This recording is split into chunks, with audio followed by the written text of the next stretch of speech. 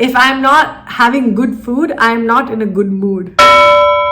Hello, my YouTube loves. Welcome back to my channel, and if you are new here, then welcome to my channel.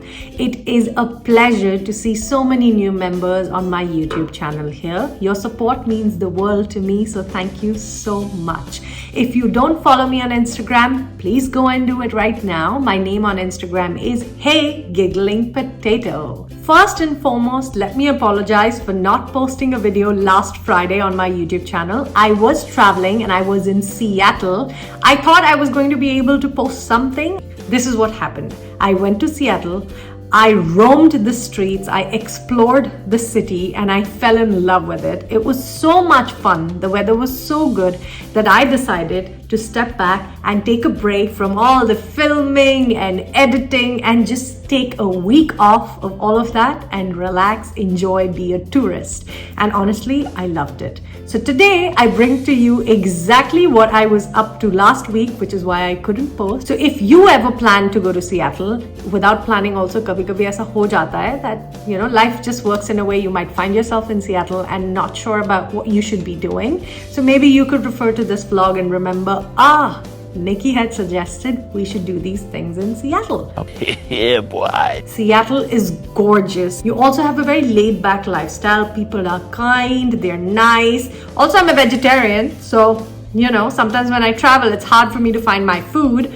But Seattle is a place where no matter what cuisine I wanted to try, it was all available to me in vegetarian meals. So today I'm going to take you with me to everything that I did in Seattle and would really highly recommend you do it too, because these are my personal favorites. So I have gone, experienced them, and that's why I'm recommending it. It's not sponsored, it's my own opinion, so I hope you enjoy it. I will be sharing videos and pictures of my experiences right here. Number one on that list is the Space Needle. Many cities in the world have something very similar to what Seattle has. Toronto has the CN Tower. Dubai has Burj Khalifa. I'm trying to think which other city has something. So the tallest building, or a really tall building that gives you the view of the entire city. Seattle has the Space Needle. Seattle is known for its rainy or cloudy and gloomy weather. We just got lucky. It did not rain when we were there. It was always sunny for the entire week. It was gorgeous. So as you see in the pictures, it was bright, beautiful. The views were, oh, no words. It's like, ah. I like this. This is cute.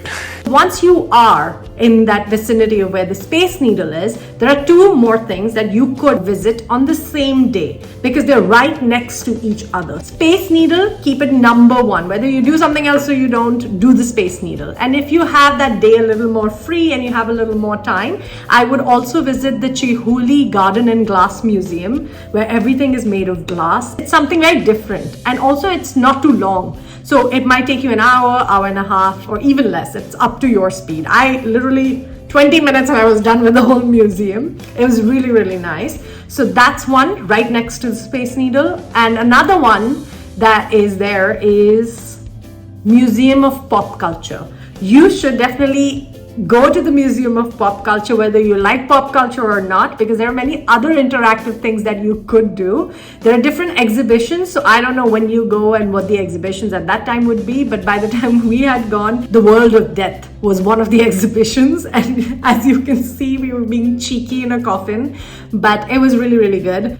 I don't know much about pop culture, but I still enjoyed it so much. Space Needle, definitely, if you have more time, than the Chihuly Garden and Glass Museum, and if you have a little more time, then the Pop Culture Museum. It's called the Museum of Pop Culture. Okay.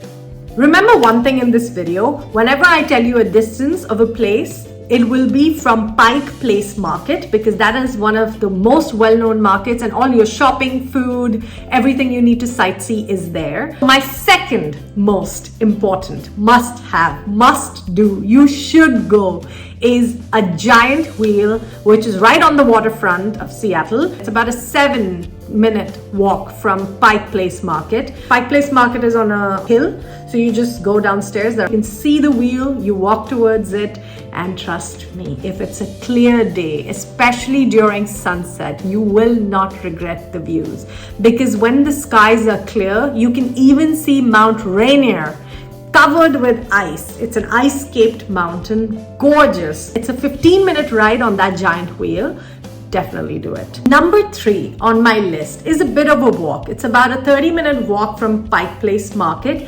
It is a seaplane ride specifically by Kenmore Air. Again, this is not sponsored. It is all something that I have done personally, and the experience was phenomenal, which is why I am recommending it to you. It's very hard to get a booking last minute, so I would suggest you do it in advance. This specific ride that we chose was called a Scenic Tour of Seattle. They also take you to different islands. That's my number 3. These 3, if you do, trust me, you're gonna fall in love with Seattle just like we did. The next part of this video is my most favorite part, because I cannot go anywhere when there is no food that I love. I had no struggles in Seattle when it came to food. So I will give you some recommendations.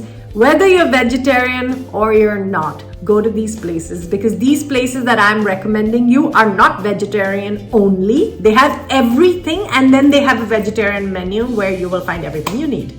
I would say if you are hungry and don't know what you want to eat, go to Pike Place Market. You will find everything there, from the oldest Starbucks, the first Starbucks where the story started, is in Pike Place Market. There are beautiful bakeries. Any dessert you want is over there. I would just show up in Pike Place Market every day and then decide what I want to eat. But there were specific restaurants that I had on my list that were recommended to me, and I went to them and they were amazing.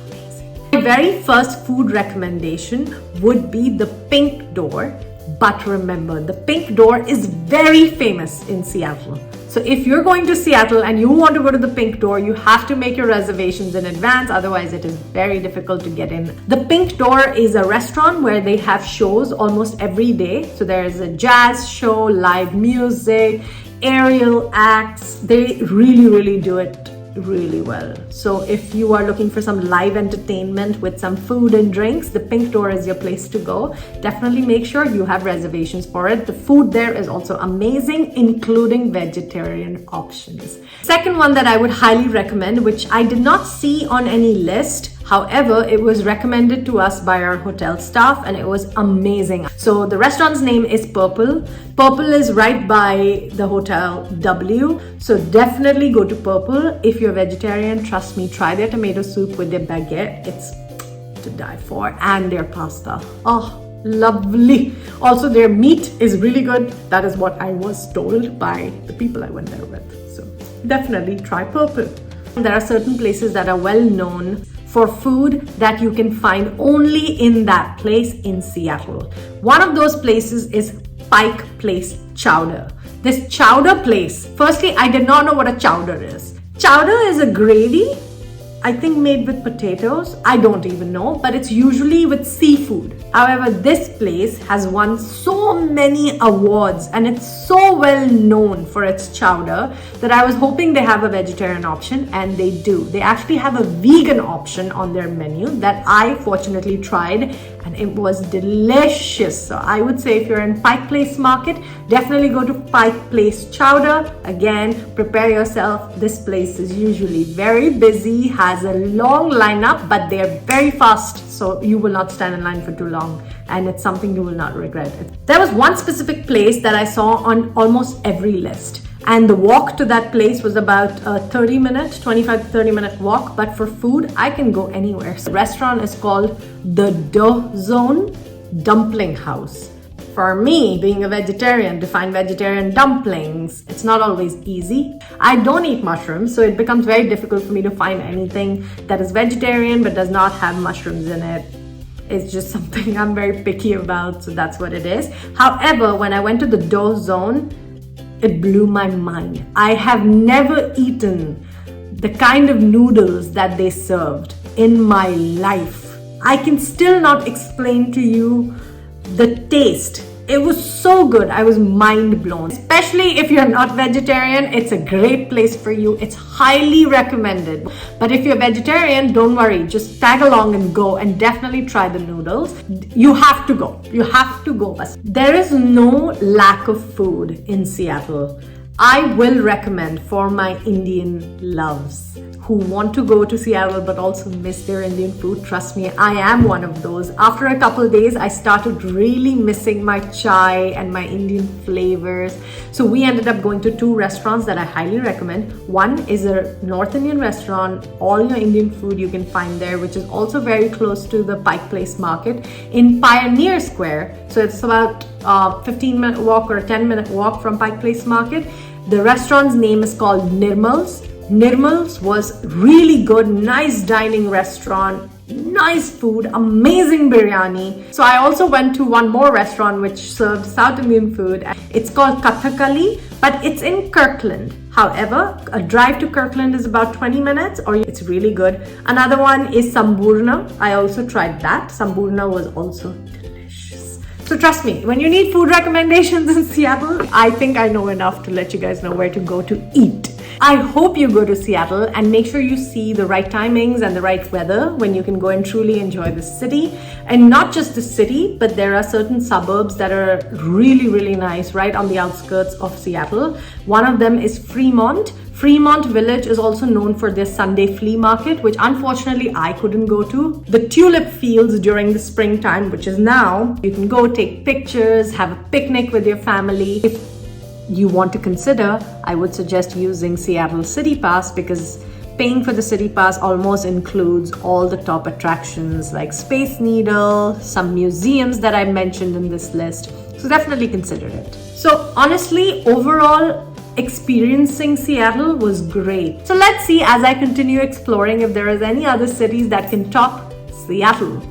I hope you enjoyed these recommendations. Please do not forget to hit a thumbs up, subscribe if you haven't, and leave a comment below giving me any feedback, any review, and the love that you give me. I love it. I read all my comments and respond to them personally. So thank you so much for encouraging me. Do not forget to live, laugh, travel, eat a lot of potatoes, and I will see you next Friday. Take care.